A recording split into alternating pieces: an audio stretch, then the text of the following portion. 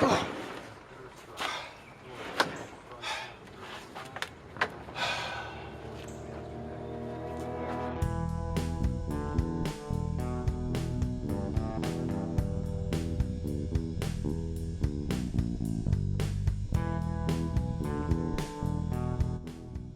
first we're going to get the oil out of it.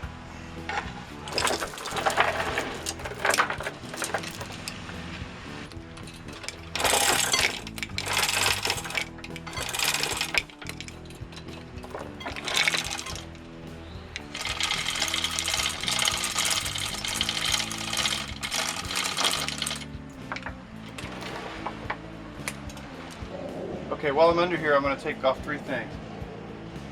I'm going to take off the sump, drain the oil out of the bottom end. Now, there shouldn't be a lot of oil in the bottom end. I'm also going to take off drain for the primary case, which is here, primary drive. There should be a little bit of oil in there.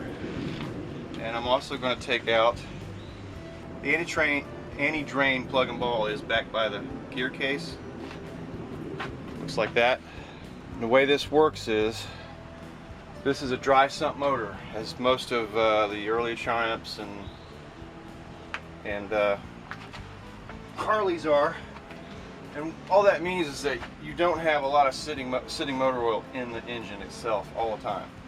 It feeds from a separate oil tank, and it's gravity fed down into the engine where it hits the oil pump. Well, the point of this ball, check valve, is to prevent, when the bike is just sitting and not running, all the oil from just gravity feeding down into the bottom of the engine, which is a serious problem. You guys that watched the 500 video notice how much oil came out of there. I have a sneaky suspicion that the check valve that was in it was not working properly.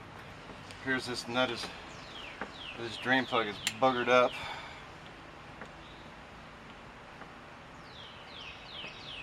Okay, there was nothing in the primary.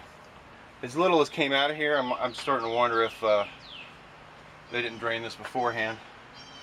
Okay, I'm going to put the plug back in so it doesn't get lost.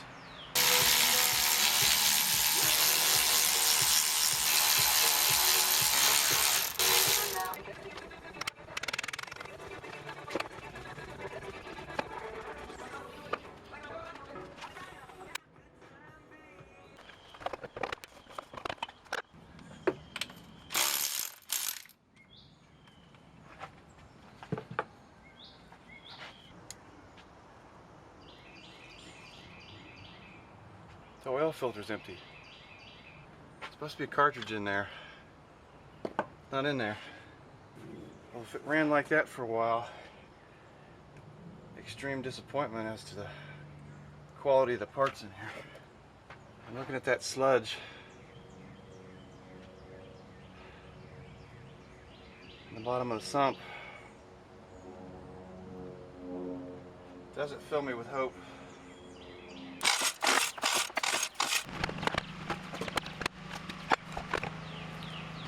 Well guys, I'm missing my 11. Who loses an 11? Alright. Here we go. Lots of different fasteners on this bike. I like to switch it up on you once in a while.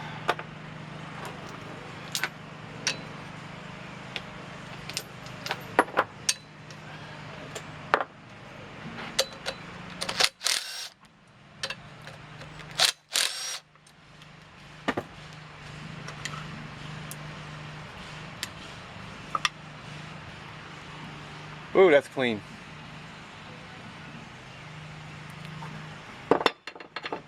Clean and dry, actually.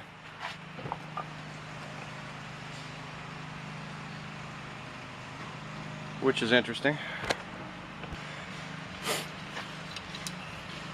It's oil crossover tube. These are already loose.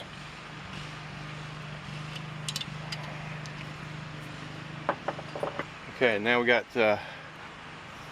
3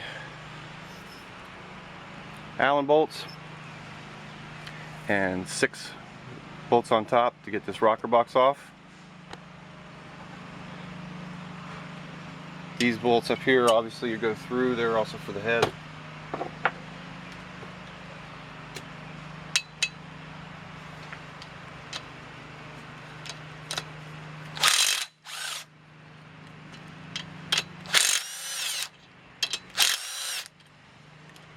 Two on the end are 11 or 12.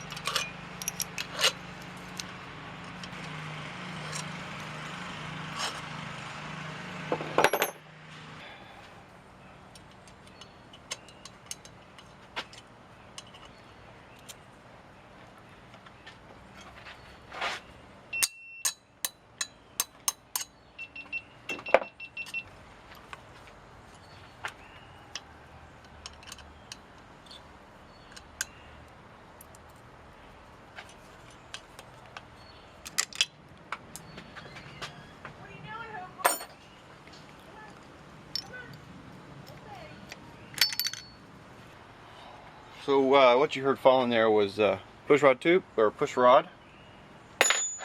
As the pushrod tubes, as you can see, are stuck on there.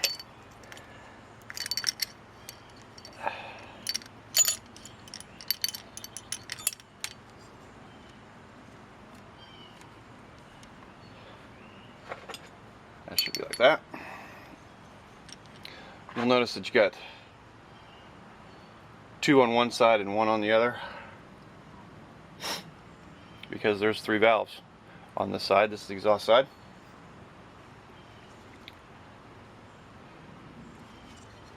This all looks pretty nice.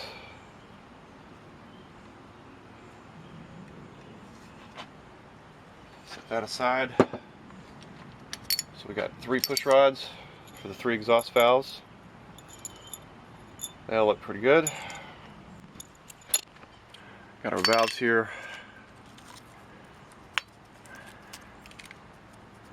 Part number.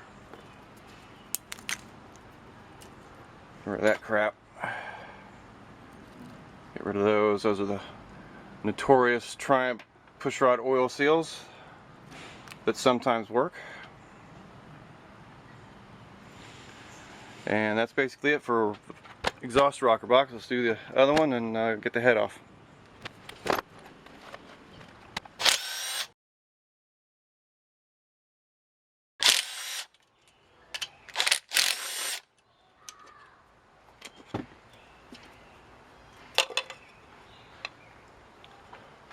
Also clean and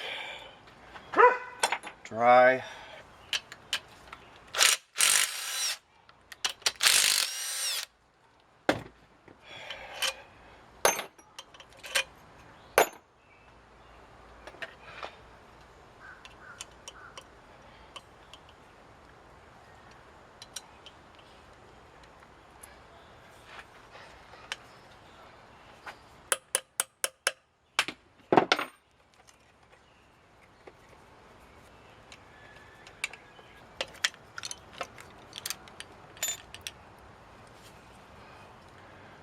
So same as the other side on the intake side.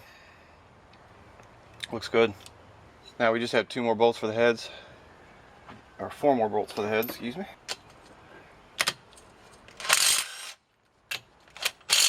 So I didn't talk about one particular bike in my little brief history, and it was just a brief history.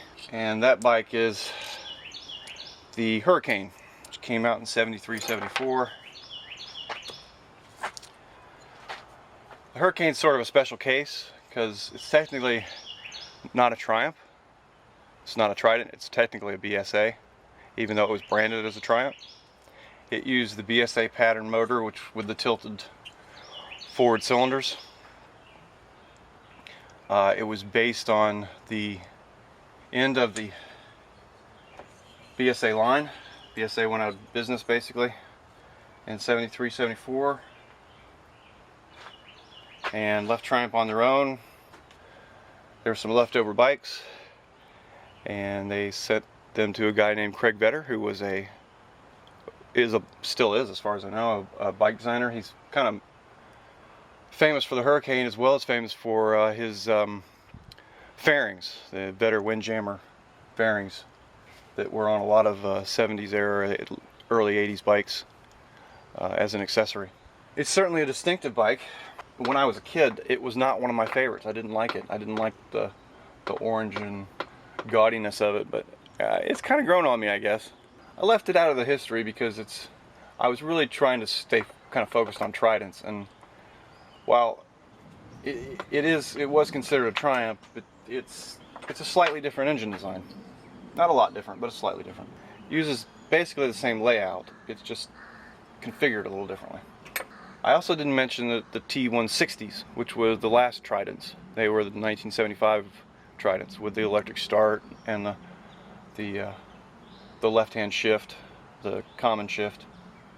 For kind of the same reason, they were also based on the BSA engine design. So it's not that I don't consider them Tridents. It's just that I was kind of focusing on the original Trident, the upright cylinder version. And you know, I've lost my hammer. All right, I got it.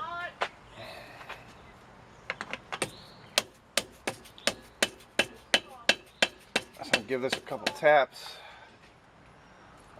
Do not hit the fins on these. As I mentioned before, you can see it's already broke here.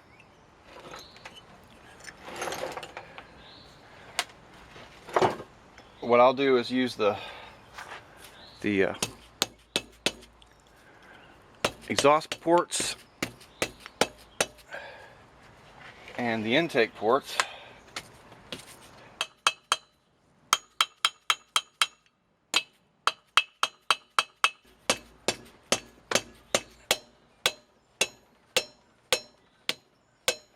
there she goes, and then it falls right back down in there.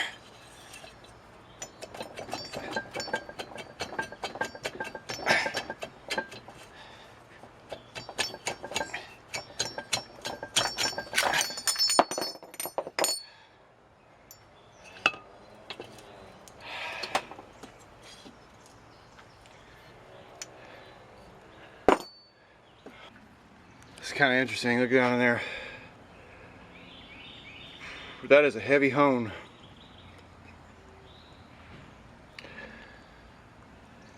It tells me that this engine had been rebuilt not long before it broke, because that is fresh stuff. It's smoother than it looks, but it's a heavy hone. Pretty standard Triumph type head. They didn't invent the wheel here. Got some numbers here and a name stamped down. I don't know if you can see that right there. It says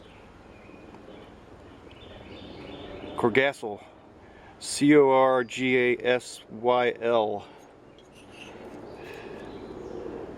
And down here we've got some numbers, which I can't really read.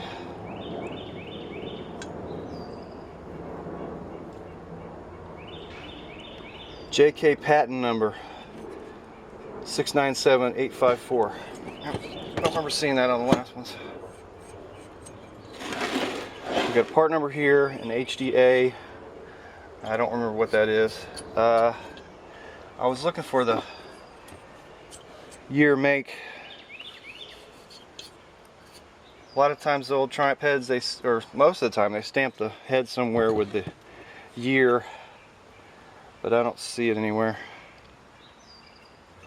A lot of carbon buildup in the exhaust, and it just flakes off in there. Anyway, you can't see that. To take these barrels off,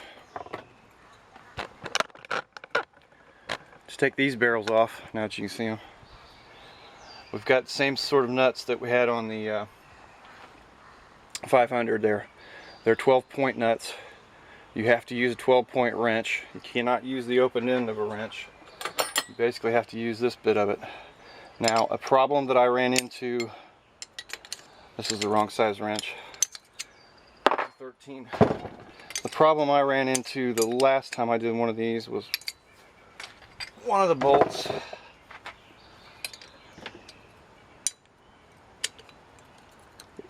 that one. You cannot, it's too tight in the back, you can't actually get the wrench on it. This one too. So I modified one of these. I'll show you that next time. So real quick, I thought I'd show you how I got this chain fall set up. You see I got a couple pieces of 4x4 up there over what basically is a scaffolding. It's good heavy duty scaffolding. You can see there it's maximum load 1,000 pounds on top. We're not anywhere near that with what I'm going to use it for these engines. It is on wheels, so I can move it around. It fits perfectly over the table. I'm going to come back here a little bit. Fits perfectly over the table, and it'll help for certain things, I'm sure. I could straddle a bike with it and use the chain fall to help pull the engine out, hold the front end up. Lots of different things that I've been coming to my mind about this. I got this thing on Craigslist for a couple years ago for $40, and it's well used, but it's still in good shape. And we used it on our house to do some repair work and whatnot. And I was sitting over there in the corner, and I was just thinking, why don't I use that as an outside chain hoist? And it works really well. I hope you all have a good weekend and good Memorial Day, and we'll see you next time. Bye.